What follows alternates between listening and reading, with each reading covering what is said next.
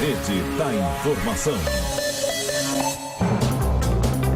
Olá, muito bom dia, uma ótima quinta-feira para você que acompanha a Jovem Pan, seja bem-vindo. Estamos começando agora o Jornal da Manhã, segunda edição. A gente continua trazendo para você as principais notícias de hoje. Vamos juntos até às 11h30. Você acompanha a nossa transmissão pela rede Jovem Pan News e também aqui no canal do YouTube. A nossa transmissão com imagens não para. Canal Jovem Pan News. Deixa você o convite mais uma vez. Se você ainda não se inscreveu, aproveite e se inscreva aqui no nosso canal. Hoje é quinta-feira, dia 3 de janeiro de 2019. Vamos aos destaques. Jair Bolsonaro comanda a primeira reunião ministerial do novo governo. O governo confirma reajuste das tarifas de trem e metrô para R$ 4,30 em São Paulo. Novo presidente da Petrobras, Roberto Castelo Branco, toma posse nesta quinta-feira. Donald Trump não aceita acordo com a oposição e insiste em construir o muro na fronteira com o México. Sonda espacial chinesa pousa no lado oculto da Lua pela primeira vez na história. São destaques desta quinta-feira. O Jornal da Manhã, segunda edição, começa agora. E o presidente Jair Bolsonaro reforçou mais uma vez que é preciso mudar o modelo tradicional de se fazer política no país. Reportagem que vem de Brasília, Luciana Verdolim. O presidente Jair Bolsonaro aproveitou a posse do novo ministro da Defesa, o general Fernando de Azevedo e Silva, para mais uma vez reafirmar o que ele tem dito desde a campanha, que é preciso mudar o modelo tradicional de se fazer política no país. O que nós queremos é fazer essa pátria grande, e só faremos se tivermos ao nosso lado uma boa equipe, onde todos conversam entre si, onde não há a ingerência político-partidária, e lamentavelmente, como ocorreu nos últimos 20 anos, levou à ineficácia do Estado e à nossa triste corrupção. O presidente foi além, disse que a população quer e cobra mudanças. A situação que estou aqui, a situação que o Brasil chegou, é uma prova inconteste de que o povo, em sua grande maioria, quer hierarquia, quer respeito, quer ordem e quer progresso. Olha, com os novos ministros já efetivamente nos cargos, o presidente Jair Bolsonaro inicia hoje na prática o trabalho. Para isso, convocou todos os ministros para a primeira reunião ministerial do novo governo. Cada ministro deve apresentar as suas prioridades, uma vez que durante a transição todos já tiveram acesso às informações do antigo governo. Ontem o dia de Bolsonaro foi marcado por encontros com autoridades estrangeiras que vieram para a posse e nos ministérios aconteceram as chamadas transmissões de cargo. O ministro-chefe da Casa Civil, Onyx Lorenzoni, avisou que o diálogo será a marca da administração Bolsonaro, para que as reformas efetivamente saiam do papel. E é muito importante pedir aqui um pacto político entre governo e oposição por amor ao Brasil. Não é possível que a oposição não possa compreender, assim como o governo, que nós temos em alguns movimentos que serão enfrentados dentro de alguns meses, a capacidade de primeiro olhar para o Brasil. O ministro da Secretaria-Geral da Presidência, Gustavo Bebiano, admite que a reforma da Previdência, que já está sendo discutida pela equipe econômica, deverá ser uma das prioridades do novo governo e que o ideal é que ela seja enviada ainda agora no primeiro semestre ao Congresso Nacional. Tudo que se faz nos primeiros 6 meses, no primeiro ano, é mais fácil. O governo está chegando sem desgaste, né? Desgaste sempre há. Então, medidas polêmicas e difíceis, quanto mais cedo a aprovação, melhor. O general Santos Cruz, ele já avisou que vai passar um pente fino nos contratos para saber exatamente o que é essencial. Ele garantiu que a pasta continua como porta de entrada para o relacionamento institucional com a sociedade, governadores, prefeitos e movimentos sociais. Todos os assuntos poderão ser tratados com a Secretaria de Governo, sempre dentro dos princípios da administração pública, de honestidade, de lealdade, de transparência, de publicidade, a fim de que se transmita à nossa população traumatizada por escândalos ao longo de muitos anos, que se transmite uma sensação de honestidade de governo, de transparência, de confiabilidade, de credibilidade. Olha, o novo chefe do Gabinete de Segurança Institucional aqui da presidência, o general Augusto Heleno, ele explicou que vai priorizar a questão da inteligência. Já foi orientado a não fazer alterações, pelo menos nesse momento na ABIN, na Agência Brasileira de Inteligência. Esse sistema foi recuperado pelo general Etchegói. Ele foi derretido pela senhora Rousseff, que não acreditava em inteligência. O general Heleno também prestigiou a posse do novo ministro da Defesa, o general Fernando de Azevedo e Silva, que fez questão de afirmar que o objetivo dele nesse momento é trabalhar sempre guiado pela Constituição. São tempos difíceis, tempos de escassez. O propósito do Ministério da Defesa é garantir a paz para que cada brasileiro possa fazer escolhas e construir suas próprias vidas. Evitar conflitos exige atitude de prevenção. O presidente do Supremo Tribunal Federal, ministro Dias Toffoli, e a Procuradora-Geral da República, Raquel Dodge, também estiveram na transmissão de cargo do Ministério da Defesa. De Brasília, Luciana Verdolim. Nesse momento, o presidente Jair Bolsonaro já está reunido com os ministros, começou agora há pouco, essa que é a primeira reunião ministerial da nova equipe de governo. E ontem, ainda durante a cerimônia de transmissão do cargo, o ministro das Relações Exteriores criticou o globalismo. Reportagem de Natasha Mazaro. O ministro de Relações Exteriores, Ernesto Araújo, atacou o globalismo ao assumir o cargo nesta quarta-feira. Durante o discurso na cerimônia de transmissão de cargo, o chanceler citou trechos bíblicos, além de Renato Russo, Raul Seixas e fazer referência ao filme Independência ou Morte. Segundo Ernesto Araújo, o país não se alinhará ao que chamou de administradores da ordem global. Por muito tempo o Brasil dizia o que achava que devia dizer. Era um país que falava para agradar os administradores da ordem global.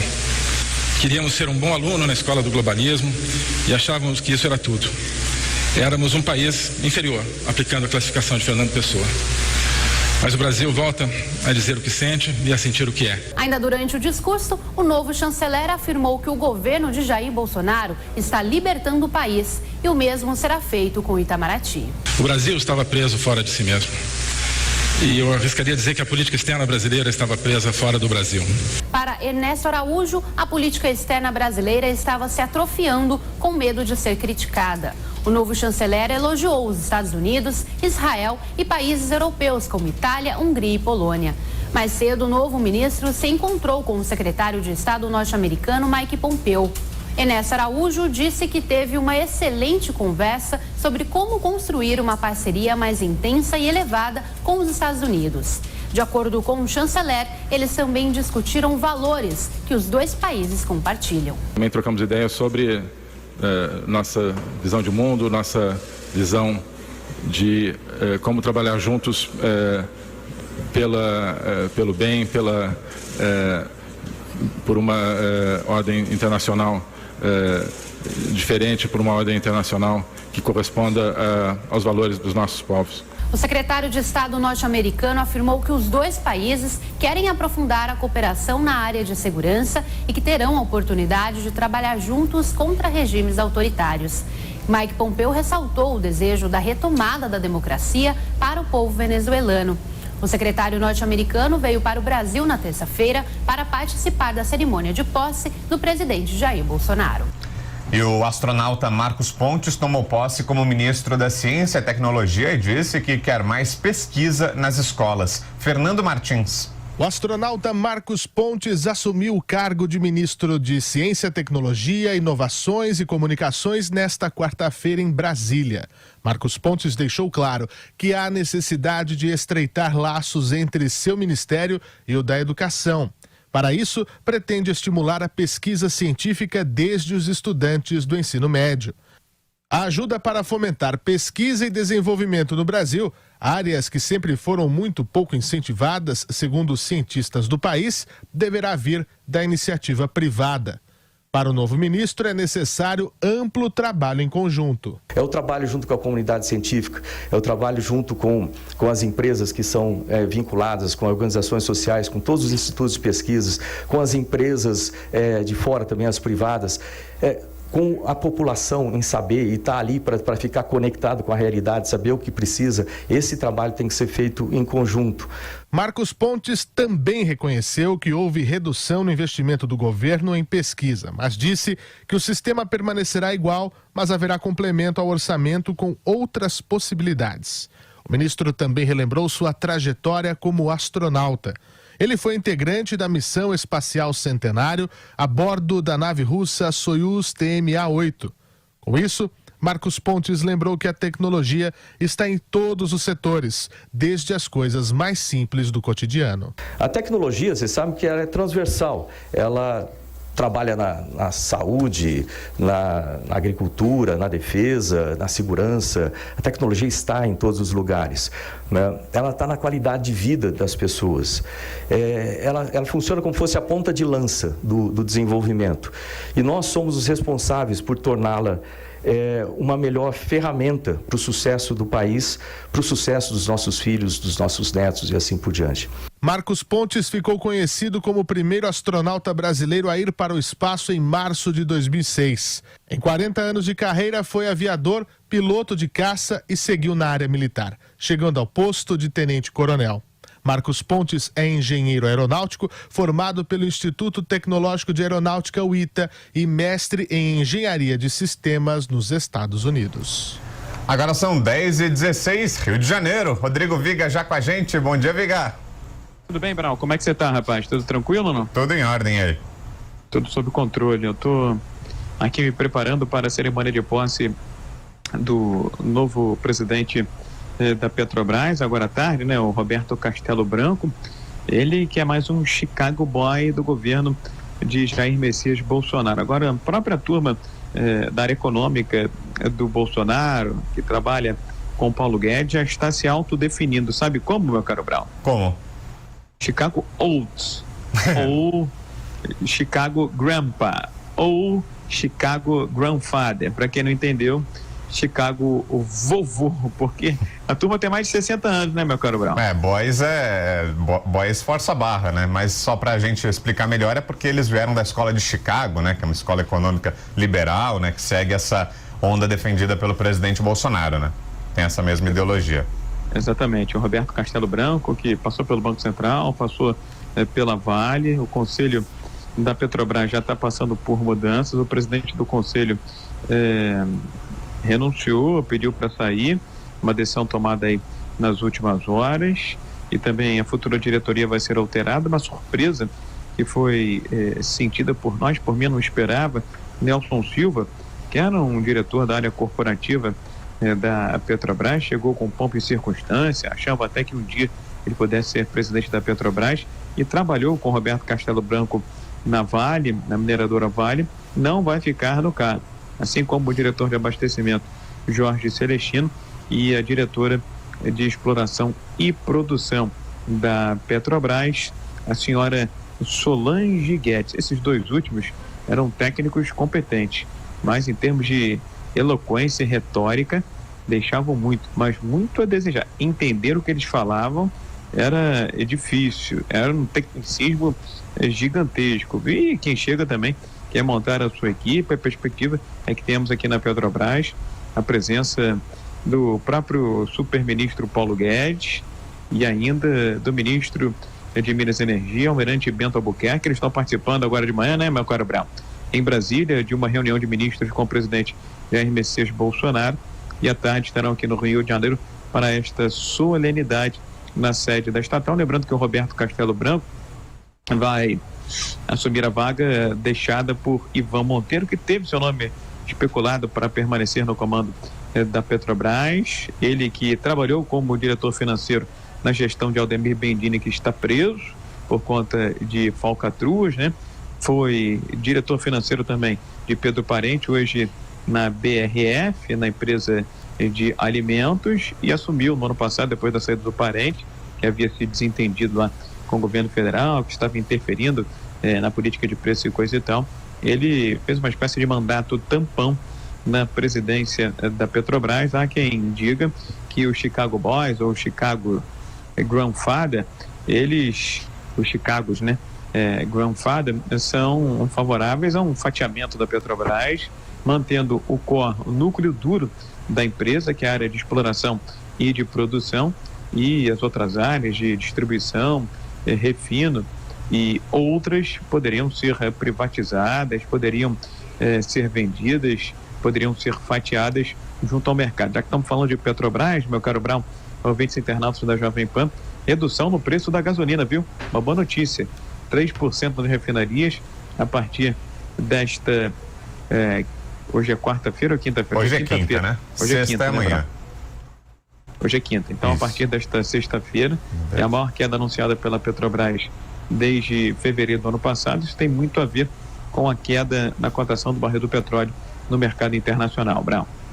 E tem a questão da formação de preços dos combustíveis também, né? Essa vai ser uma definição do novo presidente da Petrobras, do novo governo. Isso gerou a greve dos caminhoneiros, né? Foi o estopim lá atrás e é um abacaxi que ainda tem que ser descascado, né? Porque os caminhoneiros ainda vêm ameaçando uma nova mobilização. No final do ano passado chegaram a ensaiar uma outra paralisação, né? Então é uma questão que o novo presidente da Petrobras vai ter que lidar também, né? Sem dúvida alguma. O preço do diesel já subiu no apagar das luzes de 2018, no começo dessa semana, justamente por conta do fim do programa de subsídio. O programa de subvenção ainda está meio obscuro.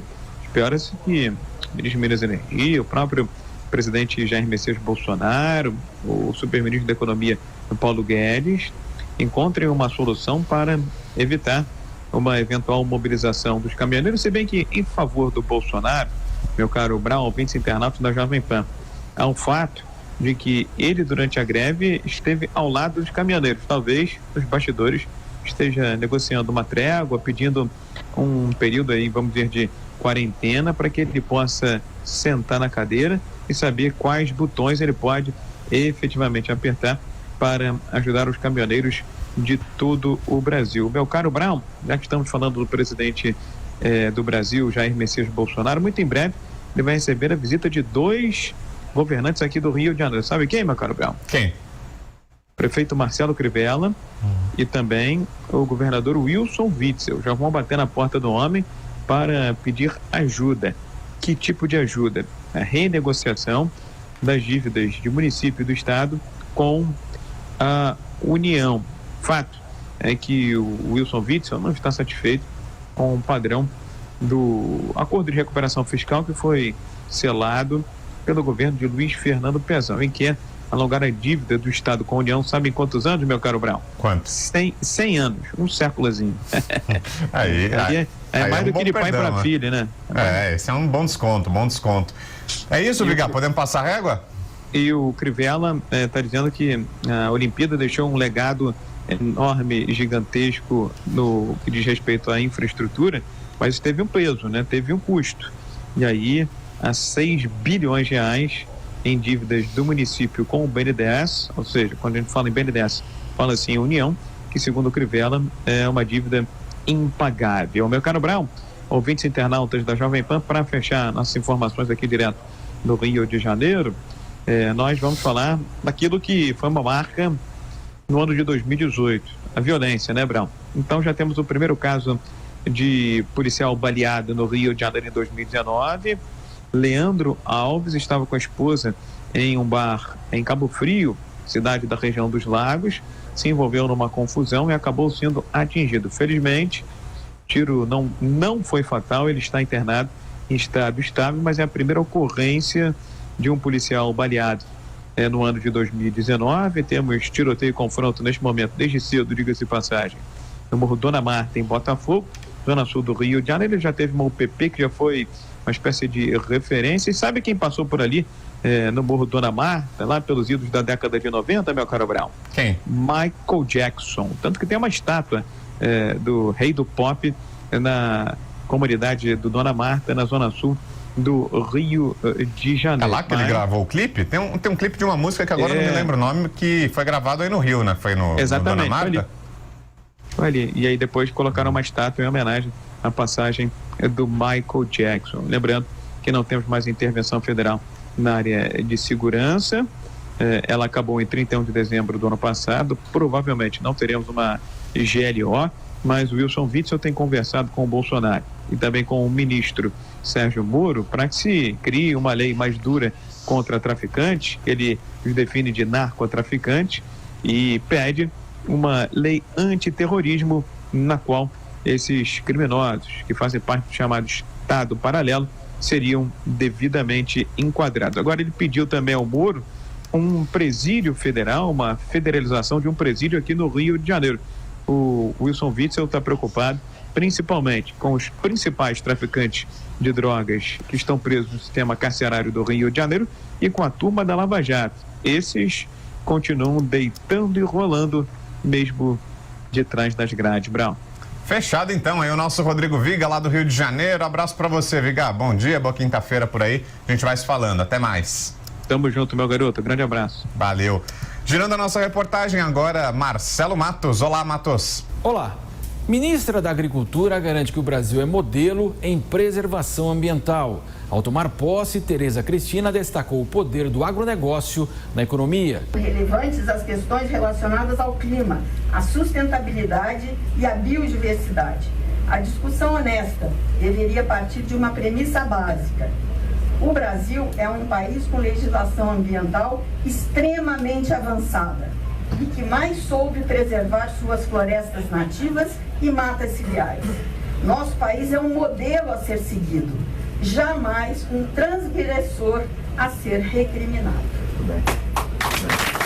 Tereza Cristina lembrou do apoio integral do setor à candidatura de Bolsonaro e promete uma política focada nos interesses do Brasil. O Brasil expande sua produção através dos ganhos de eficiência e eficácia e praticamente sem incorporação de novas áreas. Nossas condições de solo e clima extremamente favoráveis, aliadas aos nossos esforços de desenvolvimento tecnológico, causam temores a outros participantes do mercado. Acusações absolutamente infundadas partem de todos os lados, inclusive de organizações internacionais estabelecidas amistosamente aqui no nosso país. A ministra foi questionada sobre a medida provisória assinada pelo presidente que passa para o Ministério da Agricultura a responsabilidade pela demarcação de terras indígenas e quilombolas. Não vamos arrumar um problema que não existe. É simplesmente uma questão de organização. Então, os assuntos fundiários, todos eles, seja Amazônia Legal, seja o que for, está vindo para o INCRA. Toda a parte, o mosaico de todas as terras brasileiras estarão sob a orientação e sobre a atuação do INCRA. A ministra da Agricultura, Tereza Cristina, confirmou que um conselho interministerial será criado para deliberar sobre demarcação de terras. Agora são 10h27, a gente faz um rápido intervalo e na volta outras informações. Esse é o Jornal da Manhã, segunda edição. Até já. Jovem Pan News. Olá, eu sou Alex Rufo e vou compartilhar aqui rapidamente com você uma preocupação que certamente vem à tona na hora da compra do carro novo ou a troca por um usado. Sinistro, prêmio, franquia, apólice. Se você acha que essas palavras não fazem parte do seu vocabulário, do seu dia a dia, imagine então quando você precisa tomar uma decisão que não faça parte do seu cotidiano, como por exemplo a melhor contratação do seguro para o seu carro. Aí, para te ajudar um pouco com essa difícil decisão, temos algumas dicas bem importantes na hora da sua escolha. Comece pelo corretor, como se você estivesse contratando um executivo para sua empresa. Busque informações no mercado, peça referências, procure também saber se ele é sindicalizado ou se pertence a alguma associação de classe. Assim, você pode ter um raio-x melhor do profissional que vai cuidar do seu patrimônio. Rastreador, sem parar, alarme e baixa pontuação na sua CNH podem gerar descontos bem interessantes no valor a ser pago pelo seguro do seu carro. Além disso, cada companhia de seguros tem um pacote específico para os diferentes modelos e marcas de automóveis disponíveis no mercado. Portanto, na hora de pedir uma cotação, lembre o seu corretor de fazer uma consulta nas principais seguradoras do país. É isso aí, sinta-se seguro na hora de tomar a sua decisão. Alex Rufo, Máquinas na Pan. Oi pessoal, aqui é o Carlos Andreasa. A partir de agora, portanto, de 2019, eu terei um blog no site da rádio, no site da Jovem Pan. O blog tem o título Tem Método. Eu conto imensamente com a audiência. Vamos aprofundar os temas, discutir cada detalhe, dissecar as notícias, sempre com bom humor, buscando um olhar, um ângulo de análise alternativo, politicamente incorreto, provocador, para botar o dedo na ferida. Vamos com tudo, tem método, conto com vocês. Um beijo a todos. Tchau.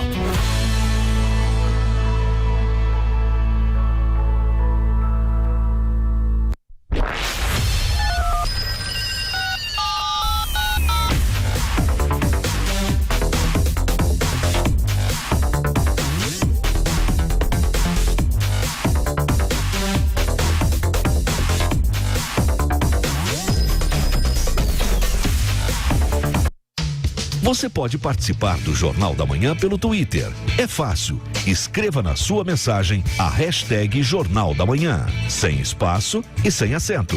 Assim, sua mensagem pode aparecer na transmissão por imagens e sua dúvida ou opinião lida pelos apresentadores da Jovem Pan. Corre lá, participe do Jornal da Manhã pelo Twitter.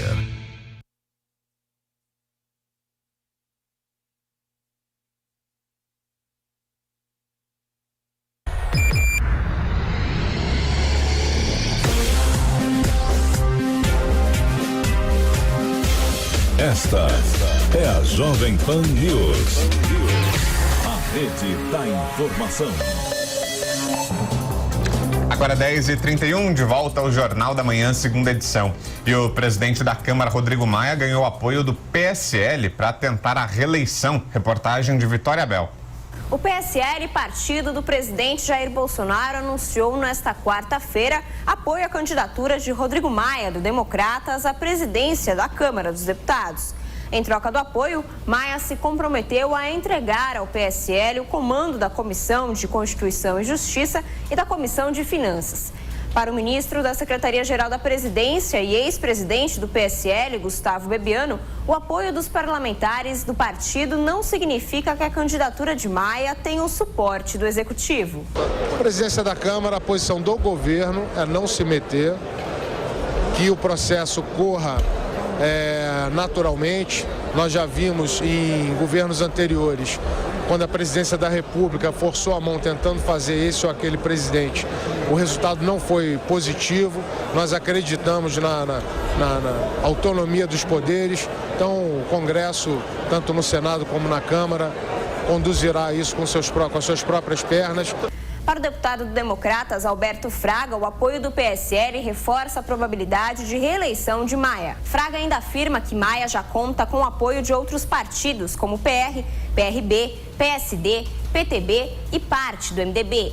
Ele também acrescenta que existe a possibilidade de, em segundo turno, Maia contar com o apoio e simpatia da esquerda.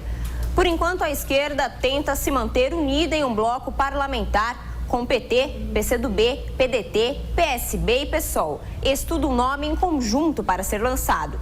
No entanto, segundo o presidente do PSOL, Juliano Medeiros, pouco se evoluiu até então e o partido já estuda um nome para ser lançado nos próximos dias, caso a oposição não alcance um acordo. O pessoal, como já fez outras vezes, vai apresentar um nome, primeiro oferecendo um nome para o conjunto da oposição, mas depois apresentando esse nome para a disputa, caso a oposição não chegue a um consenso. A eleição para a presidência da Câmara dos Deputados está prevista para o dia 1º de fevereiro.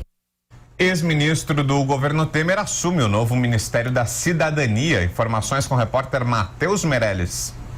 Ex-ministro do governo de Michel Temer, Osmar Terra, do MDB, assumiu o novo Ministério da Cidadania, que reúne as pastas do esporte, da cultura e do desenvolvimento social. Nesta quarta-feira, durante a cerimônia de posse em Brasília, Osmar Terra fez questão de pontuar que a união dos ministérios não trará problemas para as áreas. Eu acho que a fusão dos ministérios não vai tirar a força que cada ministério tem, né? Como eu disse, nós vamos ampliar isso, vamos interagir muito mais, mas as estruturas básicas nós estamos mantendo, né? Quer dizer, o Ministério da Cultura, na proposta que nós estamos fazendo agora, do Ministério da Cidadania, ele vai continuar com todas os seus componentes, né? Ele vai ter e vai ser fortalecido com ações integradas com a área social, com a área do esporte. Osmar Terra reafirmou promessas de criar o 13º salário para beneficiários do Bolsa Família e prometeu realizar um grande processo de avaliação da situação atual e do risco envolvendo prédios públicos como museus. O novo ministro da Cidadania ainda deu posse ao deputado federal Lelo Coimbra, que assume a Secretaria de Desenvolvimento Social, ao general da Reserva Marco Aurélio Vieira, que fica responsável pela Secretaria de Esportes, e para Henrique Medeiros Pires, que passa a comandar a Secretaria de Cultura.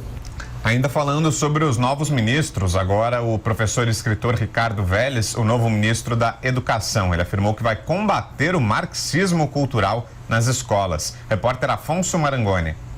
Ao tomar posse nesta quarta-feira como ministro da Educação, o professor e escritor Ricardo Vélez Rodrigues prometeu combater o marxismo cultural nas escolas. Na cerimônia de transmissão de cargo, o colombiano naturalizado brasileiro disse que atualmente a ideologia marxista está presente na educação básica e superior. Combateremos com denodo o marxismo cultural, hoje presente em instituições de educação básica e superior.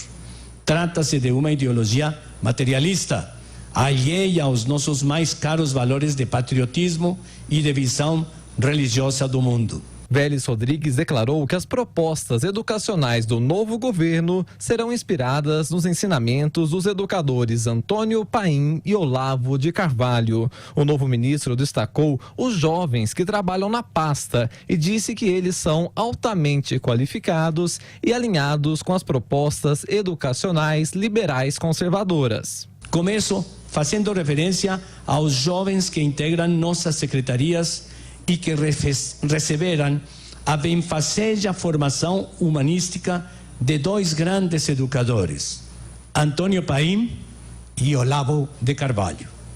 Deles emerge a inspiração liberal conservadora das nossas propostas educacionais. Ricardo Vélez Rodrigues declarou que a ideologia globalista passou a destruir um a um os valores culturais que regem o país, a família, a igreja, o Estado, a pátria e a escola. O novo ministro disse que a prioridade do MEC será a educação básica, com ênfase no combate ao analfabetismo. No início do discurso, Vélez Rodrigues elogiou o presidente Jair Bolsonaro. Ele afirmou que 28 de outubro, confirmação da vitória de Bolsonaro, é a data da redenção do país. O ministro de Minas e Energia afirma que o governo planeja avançar nas concessões em 2019. Informações com Daniel Lian. O novo ministro de Minas e Energia prometeu avançar na privatização da Eletrobras. Chamada por ele de capitalização, a desestatização da maior empresa de energia do país foi proposta pelo governo de Michel Temer, mas acabou travada por falta de apoio político. Após as declarações do titular da pasta, as ações da Eletrobras dispararam e chegaram à casa dos 20%. Bento Albuquerque pretende, dentro deste panorama, criar segurança energética e propiciar um ambiente de atração de investimentos.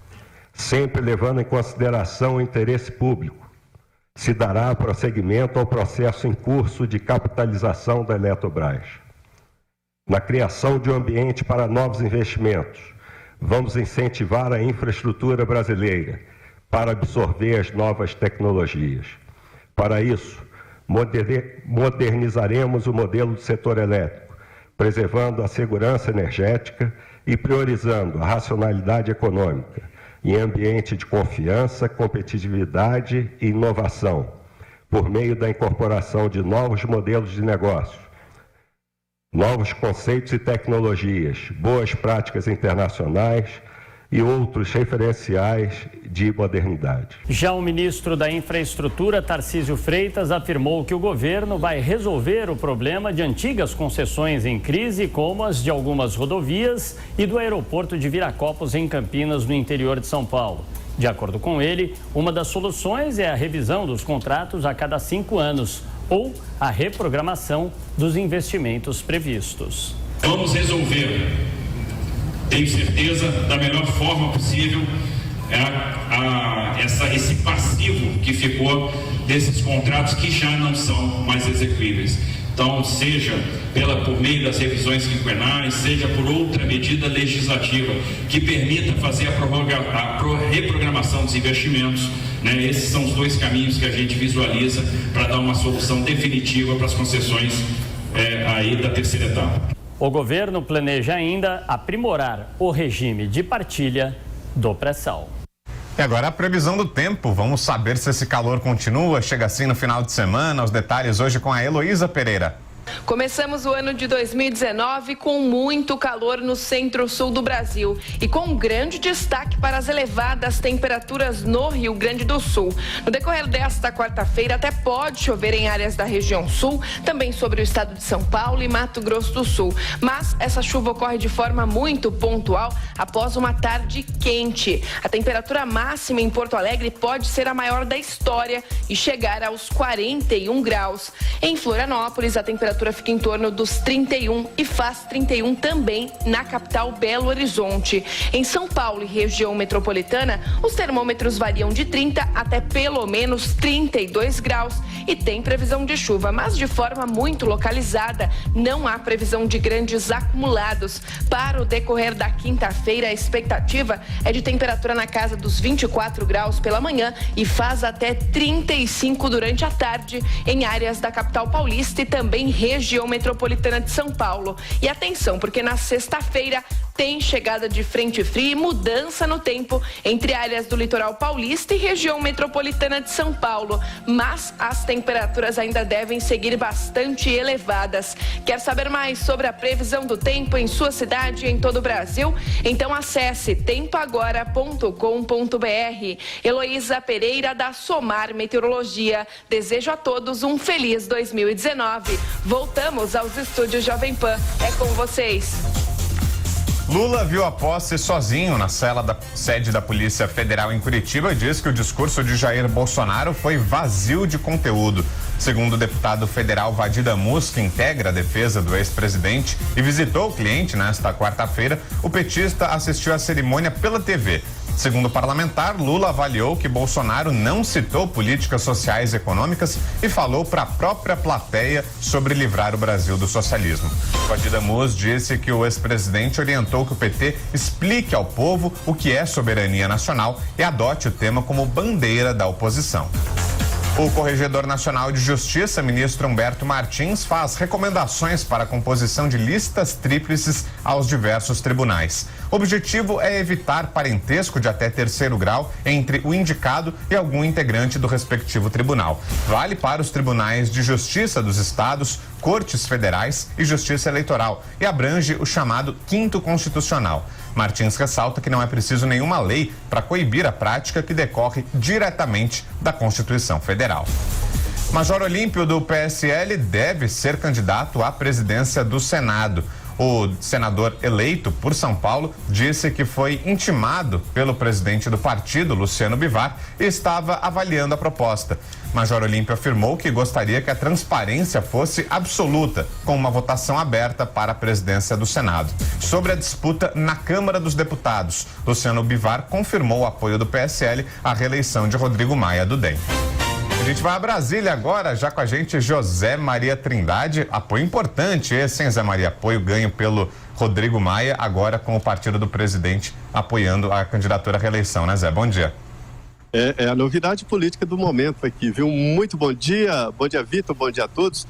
Olha, Vitor, o presidente da Câmara, Rodrigo Maia, com aquela cara de bobo, de rapaz meio displicente, né? Está conseguindo um feito antes não conseguido por ninguém, que é presidir a Câmara dos Deputados por 3 mandatos. É o favorito, ele viabiliza a reeleição com esse apoio do PSL. O que acontece? Ele passa a tirar dele aquela pecha de que seria o candidato do PT, do PDT e do PCdoB, o que o poderia derrotar no plenário da Câmara dos Deputados. O PSL, junto com o grupo de Jair Bolsonaro, avaliou vários cenários analisou a possibilidade de lançar um candidato, mas se tomasse essa decisão, teria que ganhar. Aí a dificuldade de encontrar um candidato com estas características. Ser derrotado nesta primeira tentativa de eleger um presidente da Câmara seria danoso demais para o presidente Jair Bolsonaro e poderia até inviabilizar o governo dele para os próximos 2 anos, e aí seria muito difícil a recuperação. O presidente da Câmara, Vitor, é muito poderoso. Além de seguir ali os trâmites e definir a pauta de votação, é do presidente da Câmara o poder de incluir ou retirar matérias para votação no plenário da Câmara. É dele também o poder de encaminhar ou não, abrir ou não uma comissão para impeachment do presidente da República. E isto é muito importante. O PSL, então, decidiu fazer a política da casa. Os deputados agora se preparam para fraudar os resultados das urnas. Ou seja, o PT chegou aqui como o maior partido, 56 deputados. Segundo lugar, o PSL com 52. Mas tanto o PT quanto o PSL sabem que mesmo tendo o maior número de deputados, politicamente não são tão importantes assim na Câmara. Tanto que os dois não lançam candidatos à presidência da casa, o que seria normal. Mas é que o regimento permite a candidatura avulsa que pode aglutinar esses nomes, né? Daí esta tentativa de união. O PSL vai receber deputados de vários partidos e será o maior partido da Câmara dos Deputados. Por isso, deve ficar também com a presidência da toda poderosa Comissão de Constituição e Justiça da Câmara. O grupo do Bolsonaro fica também com a vice-presidência da Câmara dos Deputados, deve ir para o PRB. Hoje o PSL se reúne, Vitor, e deve bater o martelo no apoio a Rodrigo Maia e bater o martelo também na candidatura do Major Olímpio como candidato à presidência do Senado. Ele disse que ficou surpreendido com essa decisão do partido. Mas, olha, Rodrigo Maia não tem candidato à altura dele na Câmara, não. Será o próximo presidente. 3 mandatos. Exatamente isso que eu ia te perguntar, Zé. Tem concorrência para ele? O PSOL está esboçando aí o Marcelo Freixo, talvez como candidato, né? Mas ainda é muito incipiente, né? Pelo visto, o favoritismo é todo do Maia, né? É todo do Maia. Quando se lança um anticandidato, é uma demonstração e assume-se que não tem como vencer. Daí o anticandidato Freixo. O que dificulta para os partidos políticos é que quem lançar candidato fica sem cargo na mesa, porque a composição é feita pela chapa vencedora. O PT não vai lançar candidato. A presidente Gleisi Hoffmann me disse que não lança candidato e vai discutir na bancada quem apoiar. Mas o ideal do PT é fazer parte da mesa e para isso não pode lançar uma candidatura à presidência e perderia. Então o regimento é armado desta forma. Então os deputados agora é que vão decidir o poder. E aquela frase minha, né, de que onde há poder, há disputa.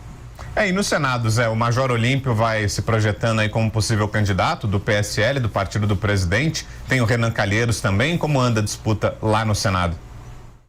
O Major Olímpio não tem chance, né? É uma postura de candidato apenas para se contrapor ao nome de Renan Calheiros. Não tem chance, não é por ele, que é um bom nome, um nome novo no Senado Federal. Mas é porque ali o Senado é dominado pelas velhas raposas e o MDB de antigamente, né? O PMDB de antigamente, o MDB agora, é que tem a maioria dos senadores e a disputa ali entre a senadora Simone Tebet, filha do ex-senador Ramos Tebet, e o Renan Calheiros. O que prega agora contra Renan Calheiros é a liminar do ministro Marco Aurélio de que a votação tem que ser aberta e não secreta, como esperava o Renan. Por que o Renan é forte? Não é só por ele, é porque os senadores querem alguém que possa peitar o presidente da Câmara, o presidente da República, Jair Bolsonaro, e seu poder. E eles entendem que o Renan, como esta grande raposa política, vai devolver ao Senado esta força de antes, ou seja, vai reivindicar aquelas coisas e que ninguém tem coragem de reivindicar claramente. Vitor, para se ter uma ideia, há muito tempo, pela primeira vez na democracia nova aí, o Senado não tem nenhum senador aqui na esplanada dos ministérios, não tem poderes, não está próximo do presidente da República e do poder. E isso está provocando uma reação muito silenciosa e perigosa no Congresso Nacional. Os senadores estão fora, aí não tem nenhum ministro senador e ninguém poderoso no Senado a ponto de indicar alguém. É a novidade. É por isso e o Renan Calheiros é reivindicado pelos senadores ali de bastidores como possível de trazer o poder de volta ao Senado.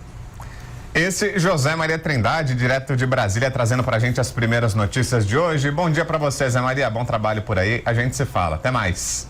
Perfeito. Muito bom dia, Vitor. Bom dia a todos. E o presidente Jair Bolsonaro, nesta reunião com os ministros agora, deve definir aí as primeiras decisões do governo e recebe os primeiros dados concretos de cada pasta. É isso, Vitor. Muito bom dia a todos.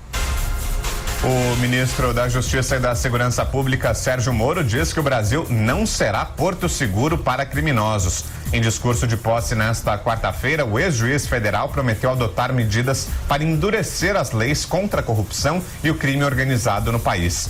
Entre as primeiras ações está um projeto de lei anticrime a ser apresentado ao Congresso no início da próxima legislatura, em fevereiro. Sérgio Moro destacou ainda que o país não negará cooperação internacional em investigações por motivos político-partidários. Não deve haver portos seguros para criminosos e para o produto de seus crimes. Quando países não cooperam, quem ganha é somente o criminoso. O Brasil não será um porto seguro para criminosos e jamais novamente negará cooperação a quem solicitar por motivos exclusivamente político-partidários. Segundo Moro, é preciso enfrentar as organizações criminosas com leis mais eficazes, inteligência e ações coordenadas. Prisão de seus membros, isolamento carcerário das lideranças, identificação das estruturas e confisco de seus bens, foi o que afirmou o ministro. De acordo com o ex-juiz da Lava Jato, não é uma tarefa impossível, citando exemplos dos Estados Unidos e da Itália. Sérgio Moro também disse que pretende deixar mais clara na lei a obrigatoriedade do cumprimento da pena após a condenação em segunda instância. Pretende-se deixar mais claro na lei, como já decidiu diversas vezes o plenário do Supremo Tribunal Federal, que no processo criminal a regra deve ser da execução da condenação após o julgamento da segunda instância. Este foi o mais importante avanço institucional dos últimos anos. Processo sem fim é justiça nenhuma. Para Moro, o desvio de recursos públicos atinge os mais vulneráveis e a corrupção não deve ser combatida apenas com investigações e coordenações criminais. O ministro da Justiça e da Segurança Pública defendeu políticas gerais que diminuam incentivos e oportunidades de praticar o crime. O brasileiro, seja qual for a sua renda, e lembremos que o crime atinge mais fortemente os mais vulneráveis, tem o direito de viver sem medo da violência e sem medo de ser vítima de um crime, pelo menos nos níveis epidêmicos atualmente existentes. O ato não contou com a presença do presidente Jair Bolsonaro, que estava em reunião com o secretário de Estado norte-americano Mike Pompeo. No entanto, o ministro Sérgio Moro fez questão de ressaltar a missão dada pelo presidente da República. A missão prioritária dada pelo excelentíssimo presidente Jair Bolsonaro foi clara: o fim da impunidade da grande corrupção, o combate ao crime organizado e a redução dos crimes violentos. Tudo isso com respeito ao Estado de Direito, para servir e proteger o cidadão. Transmitiram o cargo para Sérgio Moro os agora ex-ministros Raul Jungmann, da Segurança Pública, e Torquato Jardim, da Justiça. Também participaram da cerimônia o presidente do STF, Dias Toffoli, e do Conselho Federal da OAB, Cláudio Lamáquia, e ainda o novo comandante do Exército, Edson Leal Pujol. Agora destaque do repórter Vitor Moraes. O começo do ano traz sempre boas perspectivas. Uma delas é a retomada dos níveis de confiança da economia. É o que aponta uma pesquisa da Confederação Nacional de Dirigentes Lojistas e do SPC Brasil, que investigou as expectativas e os projetos das pessoas para esse ano. Muitos vêm repensando a forma de lidar com o orçamento familiar. Os dados mostram que as principais metas financeiras para esse ano são: 1. Juntar dinheiro, 51% dos entrevistados, e 2. Sair do vermelho, 37%. O levantamento também revela que 7 em cada 10 brasileiros estão otimistas com o cenário econômico desse ano e 72% acreditam que a vida financeira será melhor. É o caso do Anderson, que é vendedor. Eu acredito que se você tiver fé e foco no que você faz, dá para juntar um dinheiro. É só administrar o que você ganha, né? Ou seja, nunca gastar o que você ganha. né? Então você tem que saber administrar. A minha meta é ganhar em uma média de pelo menos em uns 3, 4 salários, né? Acima do piso nacional. Para poder ficar tranquilo, né? Pagar as contas, juntar um pouco de dinheiro. Apenas 8% da pesquisa achou que a situação econômica vai piorar e 6% pensam que vai ficar tudo igual. Bruna é jovem aprendiz na área de administração. Ela está otimista quanto às finanças pessoais para esse ano e pretende manter os pagamentos das contas em dia. Faço um planejamento financeiro de previsão de pelo menos 3 meses dos custos que eu tenho e do dinheiro que eu terei ou tenho no momento. E aí eu vou fazendo as previsões que eu posso reduzir, o que eu posso investir, quanto que vai sobrar para eu poder fazer outras coisas. Então eu vou monitorando os meus gastos, na verdade. E aí eu consigo, às vezes sim, às vezes não, cumprir coisas que eu planejei para o ano.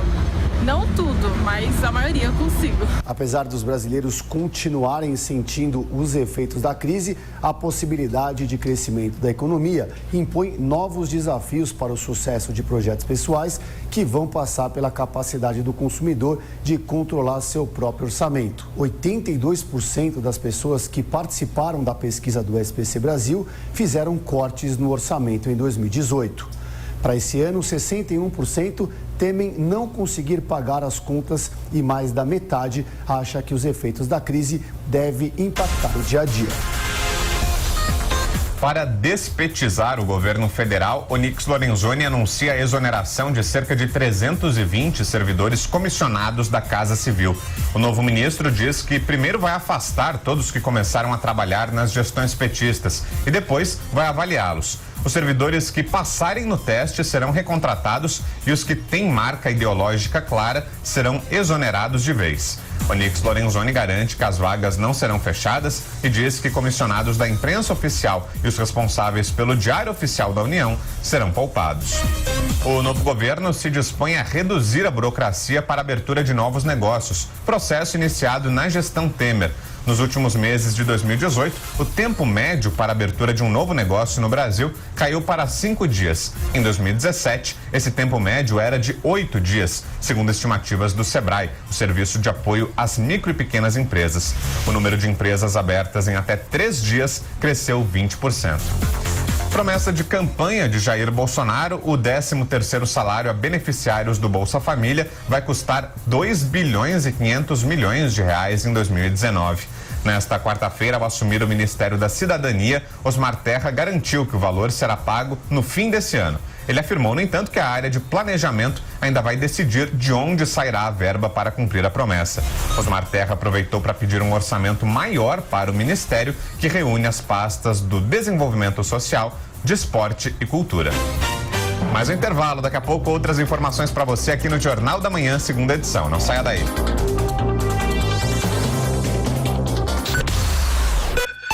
Jovem Pan News. Jovem Pan.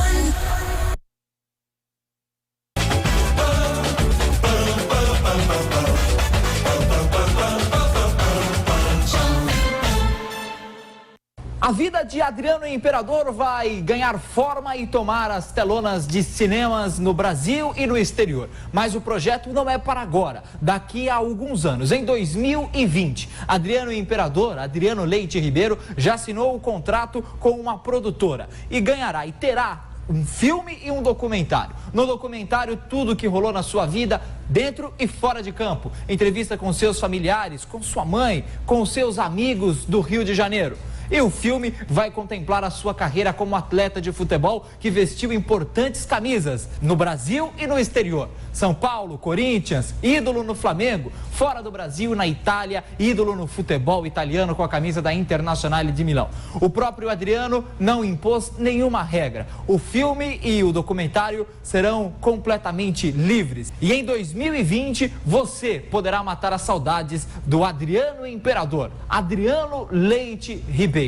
Oi pessoal, aqui é o Carlos Andreasa. A partir de agora, portanto, de 2019, eu terei um blog no site da rádio, no site da Jovem Pan. O blog tem o título Tem Método. Eu conto imensamente com a audiência Vamos aprofundar os temas, discutir cada detalhe, dissecar as notícias, sempre com bom humor, buscando um olhar, um ângulo de análise alternativo, politicamente incorreto, provocador, para botar o dedo na ferida. Vamos com tudo, tem método, conto com vocês. Um beijo a todos. Tchau.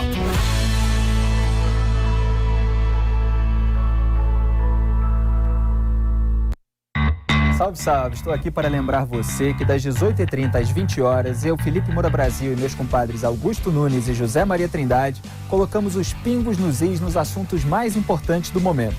Quer saber dos bastidores daqui de Brasília? A gente vai passar a limpo os principais assuntos do dia para que você fique permanentemente atualizado e bem informado. Uma figura bastante emblemática, proeminente na... Cheias dessas pérolas, né? 9 mil mortes. Eles nunca cumprem o período total. Ele só pensa nos próprios interesses. Então chegou um governo aprisionado. De segunda a sexta, às 18h30, em toda a rede Jovem Pan e no canal do YouTube Os Pingos nos Is. E não esqueça de se inscrever lá.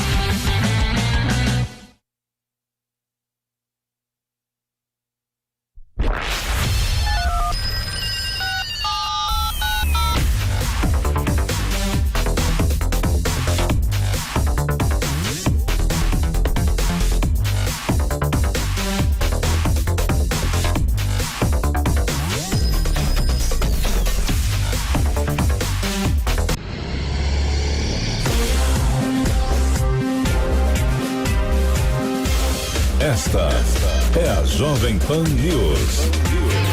A rede da informação. Agora, 11 horas, estamos de volta com o Jornal da Manhã, segunda edição, e o comentário de Rodrigo Constantino. Diga, Constantino. Bom dia. Os jornalistas em peso criticaram o segundo discurso do presidente Bolsonaro, feito do parlatório, que teria sido, segundo eles, contraditório ao primeiro, o oficial de posse no Congresso. Este falou em união, aquele em impedir a bandeira de se tornar vermelha e livrar o Brasil do socialismo. Ultra-esquerdistas, como o jornalista Bernardo Melo Franco, esquerdistas como Hélio Gaspari e Miriam Leitão, e moderados como Merval Pereira, só para ficar nos colunistas do jornal O Globo, todos condenaram o tom bélico da segunda fala. Merval escreveu: a dosagem das palavras diferentes no Congresso e no parlatório do Palácio do Planalto leva a crer que o presidente Jair Bolsonaro não pretende abrir mão da retórica de guerra que tanto agrada a certo eleitor seu. Vamos aguardar que atenda aos demais eleitores que esperem resultados positivos na construção de uma sociedade sem discriminações, como também prometeu. Quando tratou das ideias e propostas, Bolsonaro saiu-se melhor, concluiu Merval Pereira. Bom, comparar a ameaça socialista do PT com o risco fascista de Bolsonaro, como fez Merval nessa sua coluna, é um grave erro. Negar que o Brasil efetivamente correu o risco de se tornar socialista, uma espécie de Venezuela maior, é fechar os olhos para fartas evidências de que isso esteve mais perto de acontecer do que gostaríamos de admitir. As nossas instituições não são tão sólidas assim, basta pensar no STF para lembrar disso. Foi pela Suprema Corte que a Venezuela conseguiu destruir a sua democracia de dentro. Não há contradição nos discursos de Bolsonaro, na minha opinião.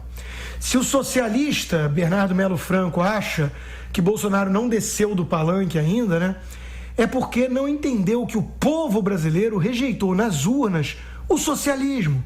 Não é discurso de palanque, é promessa de campanha. Falar em união em prol do futuro nacional não é antagônico a falar em combater o socialismo. Ao contrário, essa divisão é necessária para unir o Brasil que trabalha, que é honesto, que deseja segurança e resgate de valores éticos e morais. Alguém acha que dá para esperar alguma postura decente, republicana e construtiva do PT, PSOL e companhia? Alguém acredita mesmo que é viável dialogar com essa turma para chegar a pontos comuns? Alguém espera algo diferente de uma oposição oportunista, barulhenta, violenta, antipatriota e irresponsável vindo dessa turma? Logo, está evidente que quando falamos em unir o Brasil, estamos falando em unir o Brasil que não deseja um destino socialista. Para socialistas não há espaço nessa união, não é possível conciliar interesses e contemporizar com quem flerta com o regime venezuelano, por exemplo. Bolsonaro foi coerente, precisamos de união, sim, e essa união não inclui socialistas que apoiam Maduro. Simples assim. 11h04 e vamos ao nosso Top 10. Um resumo para você das principais notícias desta quinta-feira.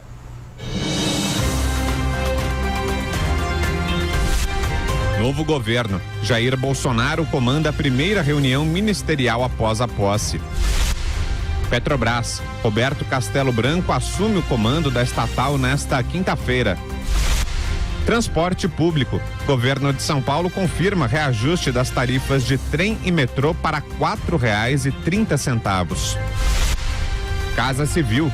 Diário Oficial da União publica a exoneração de servidores comissionados da pasta. Relações Exteriores. Presidente da China, Xi Jinping, envia carta parabenizando Jair Bolsonaro pela posse. Distrito Federal. Ibanez Rocha volta atrás e corrige decreto que demitia gestantes contratadas durante a gestão anterior. Violência. Criminosos incendeiam ônibus e explodem bomba em viaduto no Ceará. Tecnologia. Apple reduz expectativa de vendas para o primeiro semestre de 2019. Guerra Civil. Exército do Níger mata mais de 200 integrantes do grupo Boko Haram em ofensivas aéreas e terrestres. Luto. Daryl Dragon, da dupla Captain Anthony, morre aos 76 anos nos Estados Unidos. O vice-presidente general Hamilton Mourão volta a defender a gestão dos militares no país. Reportagem de Vitória Abel. O vice-presidente da República, general Hamilton Mourão, afirmou nesta quarta-feira que o modo de se fazer gestão dos militares fará a diferença no executivo do país. Mourão concedeu entrevista coletiva à rede NBR de televisão. Segundo ele, o planejamento e a fiscalização presentes nas forças militares são um exemplo de administração. Dentro das Forças Armadas, a gente faz gestão o tempo todo. Você faz gestão desde jovem tenente, comandante de pelotão, que você tem que gerir o teu pessoal, então gerir vida de pessoas não é uma coisa simples, não é? Além disso, você tem aquilo que a gente chama da carga, não é? O material da Fazenda Nacional que está distribuído ao seu pelotão, então o tenente tem que fazer a gestão daquilo ali. E à medida que ele vai subindo na carreira, vai aumentando, não é, as responsabilidades em termos de gestão. Hamilton Mourão ainda ressaltou esperar que o Brasil encontre um rumo e que se torne o que chama de grande civilização ocidental nos próximos 4 anos. E o que significa esse rumo? É o país, não é, saber qual é o seu destino, se seremos realmente a grande civilização ao sul do Equador, que não existe nenhuma, infelizmente. O vice-presidente ainda se coloca como capaz de atender qualquer demanda e que será o escudo do presidente Jair Bolsonaro.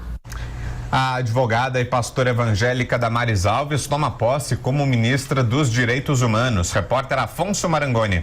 No discurso de posse como ministra da Mulher, Família e Direitos Humanos, Damares Alves afirmou que o Estado é laico, mas que ela é terrivelmente cristã. A advogada e pastora evangélica afirmou que terá uma atuação baseada nos princípios cristãos e priorizando a família. A nova pasta vai coordenar políticas e diretrizes destinadas à promoção dos direitos humanos. Falando sobre a importância de um ministério que se dedique às mulheres, Damares Alves destacou os números da violência no Brasil contra o gênero feminino e disse que vai trabalhar no combate a esses crimes. Somos o 5º país do mundo em feminicídio. Que vergonha! A cada 11 minutos uma mulher é estuprada. A cada 7 minutos uma mulher sofre algum tipo de violência. Chega, basta. Chega de violência contra a mulher nessa nação. Damares Alves chorou em vários momentos o discurso, que durou cerca de 45 minutos. A nova ministra disse que todas as configurações familiares serão respeitadas no governo de Jair Bolsonaro. Ela ainda se colocou contra o aborto, afirmando que o ministério irá adotar políticas públicas que priorizem a vida desde a concepção. A pasta da Mulher, Família e Direitos Humanos terá 8 secretarias e 12 conselhos ou comitês. Entre os temas sobre o comando do ministério estão direitos da mulher, da família, do idoso, da criança e do adolescente, da pessoa com deficiência, do índio e das minorias. E os novos ministros têm reunião hoje com o presidente Jair Bolsonaro. É a primeira reunião da equipe ministerial. A gente vai ao vivo a Brasília. A Luciana Verdolim está acompanhando tudo. Já começou a reunião, Luciana? Bom dia. Bom dia, Vitor. Bom dia também aos ouvintes. Olha, começou cedo, às 9 horas da manhã. E o presidente Jair Bolsonaro chegou antes. Chegou aqui no Palácio do Planalto por volta das 8h10. Essa reunião ministerial é para quê? É para começar já a dar o pontapé inicial do governo. Cada ministro vai apresentar suas prioridades. Eles já passaram parte de novembro e o mês de dezembro trabalhando, e agora é para realmente, efetivamente começar a anunciar a medida. Novas medidas já vão começar a ser publicadas a partir de amanhã, ou segunda-feira, no Diário Oficial. Pelo menos essa é a avaliação inicial. Antes da reunião ministerial, o presidente Jair Bolsonaro usou o Twitter para dizer que a expectativa é de investimentos de 7 bilhões de reais, que o empresariado está aí confiante no novo governo, e a expectativa é de novas concessões em ferrovias, 12 aeroportos e 4 terminais portuários. Tudo isso está sendo discutido, a prioridade é mesmo a reforma da Previdência, então a questão também deve ser apresentada. Eles devem passar aí um pente fino em todos os contratos do governo, e o ministro da Casa Civil aqui, Onyx Lorenzoni, já avisou também, Vitor, que o que vai ser feito dentro da administração federal, o que ele está chamando de uma despetização.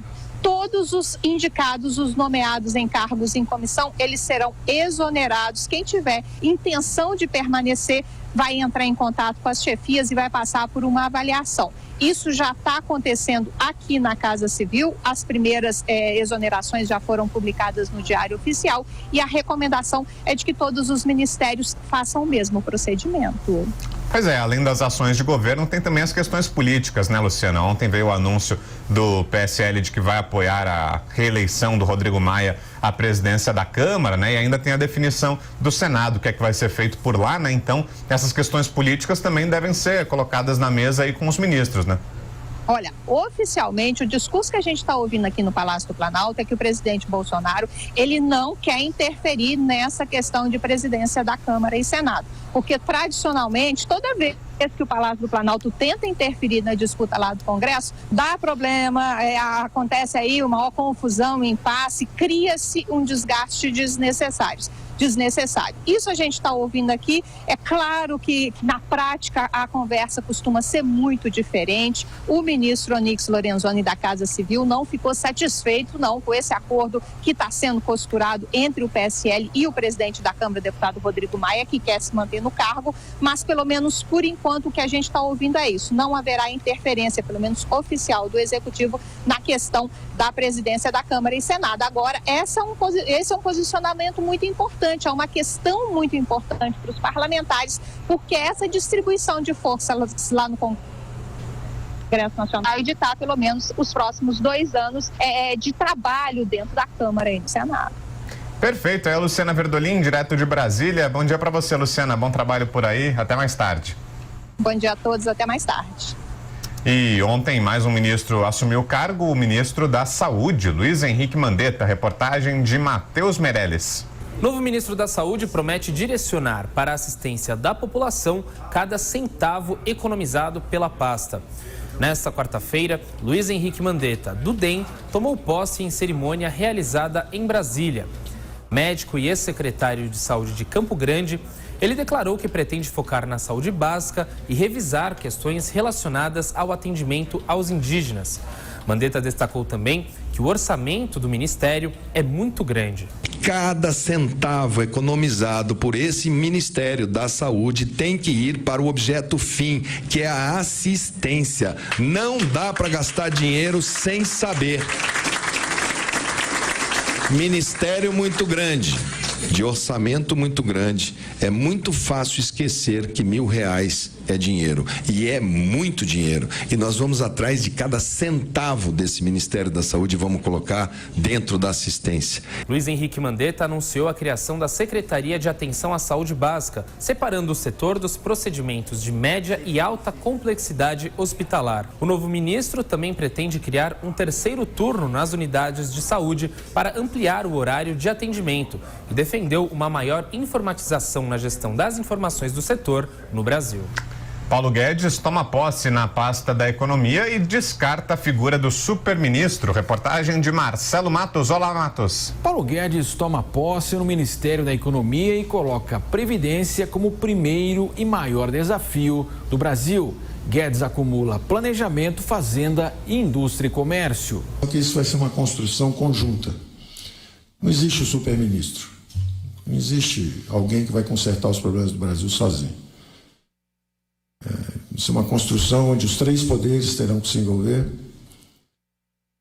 A imprensa, que é o quarto poder, tem um papel fundamental no esclarecimento das questões que estão à frente. E eu acho que não há motivo nenhum para dúvidas, angústias, incertezas a respeito de que será o futuro, porque nós temos uma democracia resiliente e que está sendo testada há 30 anos, com eleições a cada 2 anos, impeachment à esquerda, impeachment à direita, a independência do Poder Legislativo. Quando o Poder Legislativo declarou sua independência fazendo esses 2 impeachments, o Executivo cometeu um equívoco sério, institucional, tentou comprar a influência parlamentar, despertou o Judiciário, prendeu os 2, prendeu quem comprou e quem vendeu. Então nós não temos razão nenhuma para ter dúvida a respeito da robustez, da solidez desse processo de aperfeiçoamento institucional que nós estamos atravessando. A única coisa que houve foi uma mudança de eixo. Depois de 30 anos de aliança política de centro-esquerda, há agora uma aliança entre conservadores, em princípios e costumes, e liberais na economia. É uma centro-direita. E a nossa democracia estava capenga sem isso. É importante que haja isso. O nosso diagnóstico, portanto, tem que começar pelo controle de gastos. E você não precisa cortar dramaticamente. É não deixar crescer no ritmo em que cresciam os gastos públicos no Brasil. O teto está aí, mas um teto sem parede de sustentação cai. E essa parede de sustentação são as reformas. Nós temos que aprofundar reformas. Essas disfunções financeiras que foram trocando de forma, hoje parecem distantes, mas não estão. Nós estamos num momento de calmaria. As expectativas são favoráveis. Se nós implementarmos as reformas, isso deflagra um círculo virtuoso de crescimento econômico, inclusão social, emprego e renda, arrecadação, e nós podemos contar com um futuro brilhante à frente. A reforma do Estado após os piratas privados e o pântano político. Você examina os gastos públicos, já que temos que controlar a expansão de gastos públicos, o primeiro e maior é exatamente a Previdência. A máquina do governo virou uma gigantesca engrenagem de transferências perversas de renda, em todas as suas dimensões. Se for aos bancos públicos, tem campeão nacional, pegou empréstimo, e não a pequena e média. Não foi para o microcrédito que os bancos públicos se perderam. Eles se perderam nos grandes programas onde piratas privados, burocratas corruptos e criaturas do pântano político se associaram contra o povo brasileiro.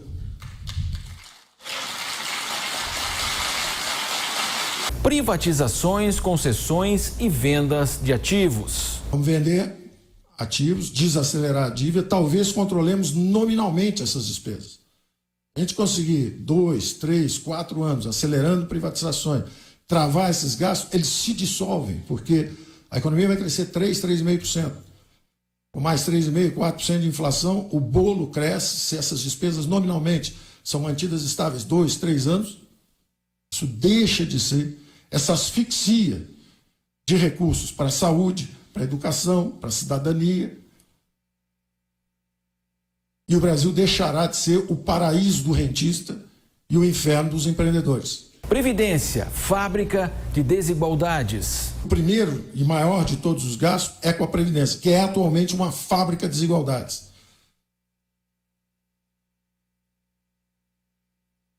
Quem legisla tem as maiores aposentadorias, quem julga tem as maiores aposentadorias, o povo brasileiro, as menores.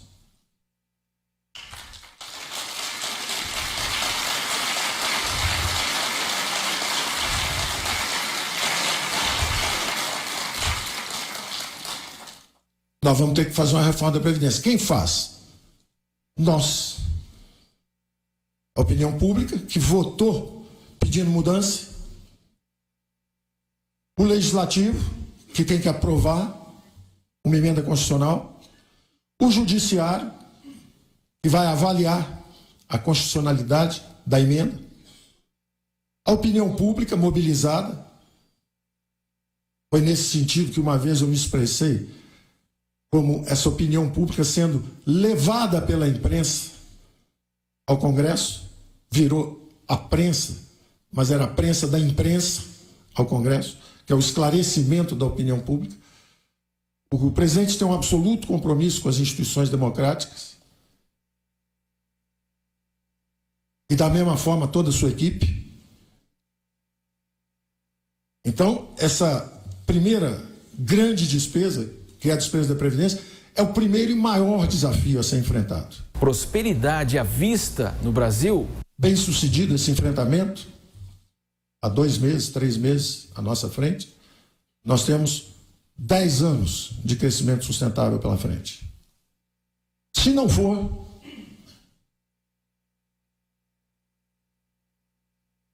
temos sugestões também. Porque como as despesas estão indexadas, todas, 92%, 93% do orçamento da União está indexado, e indexado as coisas que não são as prioridades da população brasileira, porque estão indexados as generosas aposentadorias futuras,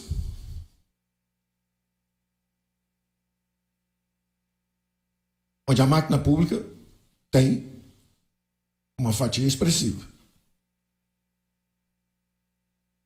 Aos excelentes salários, bem acima também do restante da população, onde a máquina pública tem uma fatia expressiva. E o passado, que são esses juros de dívida, que são as digitais de equívocos, de falta de coordenação entre monetária e fiscal, falta de apoio fiscal à tentativa de combate à inflação, combater a inflação expandindo gastos públicos, é um crime contra a geração de emprego, contra a geração de renda e contra as classes desfavorecidas. Daí, transformar o país num paraíso dos rentistas. Se isso falhar, nós temos uma PEC também. Porque essas despesas vão se chocar contra o teto. E você vai ficar fora da Constituição. A lei será quebrada. E aí você tem que escolher. Ou você segura o teto, desindexa, desvincula e desobriga todas as despesas e receitas da União, ou seja, você reabilita a classe política brasileira. Ela tem que sair e lidar com a crise. Ela tem que fazer as escolhas. O ministro da Economia, Paulo Guedes, explica que a PEC iria desvincular gastos obrigatórios e uma verdadeira discussão de prioridades no Congresso e opinião pública. Hoje, a saúde obrigatoriamente fica com 30% das receitas. E ainda sobre o discurso de posse do ministro da Economia, Paulo Guedes, agora o comentário de Carlos Andreasa. Bom dia, Andreasa. Bom dia, povo do Jornal da Manhã. Ontem foi um dia importante para as reformas estruturais de que o Brasil precisa para a retomada de um ciclo econômico virtuoso.